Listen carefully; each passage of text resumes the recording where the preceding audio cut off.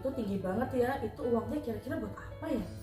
Jadi Mai, dana yang diperoleh oleh APBN itu nanti akan digunakan untuk pembangunan oleh pemerintah. Biasanya itu untuk pembangunan infrastruktur dan juga gaji para pejabat negara gitu. Tetapi selain itu dana ini juga diperuntukkan untuk partai politik loh. Oh iya, aku baru tahu kalau uang dari pajak ini itu juga buat lari ke parpol. Ya, jadi dana partai politik itu bisa bersumber dari 3 hal. Yang pertama, itu bisa bersumber dari iuran anggota. Yang kedua, bersumber dari sumbangan yang sah secara hukum. Dan yang ketiga, itu berasal dari APBN dan juga APBD. Oh, terus dananya tuh kira-kira kisaran berapa sih kalau boleh tahu? Jadi kalau dana yang diberikan oleh baik itu APBN atau APBD kepada partai politik, itu didasarkan pada perolehan suara sah. Jadi kalau untuk satu suara sah di DPR RI itu alokasi anggarannya itu Rp1.000. Kalau DPRD provinsi itu Rp1.200. Kalau DPRD kota dan kabupaten itu Rp1.500 harga satu suara sah gitu, Mai. Oh, terus kalau misalnya uang itu dia larinya ke orang-orangnya atau ke parpolnya, terus cara bikin LPJ-nya gimana? Ya, jadi dana yang sudah diberikan oleh negara ini akan masuk ke kas partai politik. Jadi kita tinggal kalkulasikan aja, misalkan nih PDIP pada pemilu 2019 jumlah perolehan suara di DPR RI itu sekitar 27.500.000 sekian gitu. Tinggal kita kalikan aja kali 1.000. Ya kisaran 27 miliaran ya. Dan itu mereka dapatkan setiap tahun.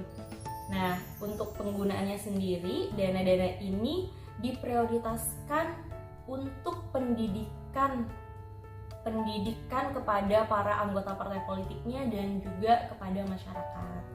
Nah, kamu nih sebagai masyarakat pada umumnya, dulu waktu kuliah pernah nggak dapat pendidikan politik dari partai politik? Kalau pendidikan dari partai politik langsung nggak pernah, tapi kalau dari KPU sama Bawaslu pernah.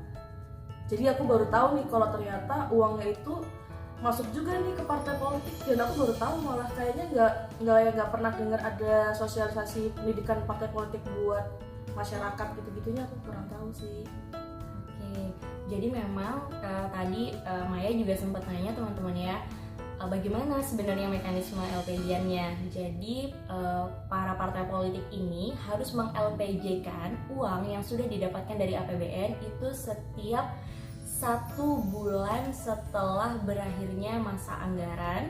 Dan untuk LPJ-nya sendiri mereka akan melaporkan uang yang sudah digunakan kepada BPK. Nah, dan BPK akan melakukan audit 3 bulan setelah masa anggaran itu sudah ditutup. Jadi kira-kira seperti itu. Jadi pertanggungjawaban dana ini akan dilaporkan oleh partai politik kepada BPK. Cuma pertanyaannya gini, kita sempat mendengar wacana bahwa dana partai politik ini di tahun 2023 akan dinaikkan, di mana satu suara sah itu dihargai 3.000. Nah, menurut Maya, kira-kira sepakat nggak kalau dana partai politik ini dinaikkan? Kalau aku sepakat aja sih, asal uangnya dipakai dengan baik dan benar ya. Tapi kalau misalnya nggak efektif, mending nggak usah aja. Oke, makasih Maya untuk malam ini. Tolong teman-teman juga komentar ya, menurut kalian dana partai politik yang sudah ada di masing-masing partai ini sudah efektifkah? Apakah kalian sebagai masyarakat sudah merasakan dampaknya, sudah mendapatkan pendidikan politik dari para partai politik ini? Dan apakah kalian setuju jika dana partai politik untuk tahun 2023 dinaikkan dari Rp1.000 menjadi Rp3.000? Komen di bawah.